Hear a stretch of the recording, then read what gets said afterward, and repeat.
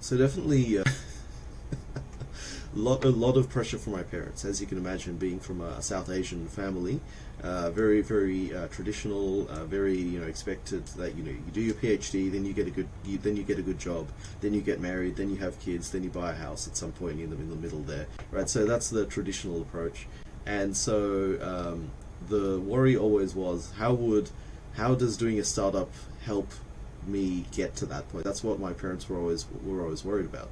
But despite all this, I was able to demonstrate to them that Spiral Blue was actually creating something of value, and we were able to I was actually able to get my first funding from my parents, which I'm very proud to be able to say that without their support, this would not have been possible. And so I was able to get our first funding from them, managed to get that matched with a government grant as well from the New South Wales state government, and that's actually what helped us build and start building our first prototype to be launched. So that was really fantastic. And then, of course, things got a lot simpler when we got our first defense contract. So that, if for any American viewers, you may be familiar with the Small Business Innovation Research contracts, which are available from a lot of, I think every US government agency is required to provide them for any good ideas that they see out there. So Australian Defence has a similar program called Defence Innovation Hub, and so we were able to tap into that and get a fair chunk of funding to develop Vessel Detect from really almost like a hobby project to something that, as I said, is 50 times more lightweight than what is currently out there.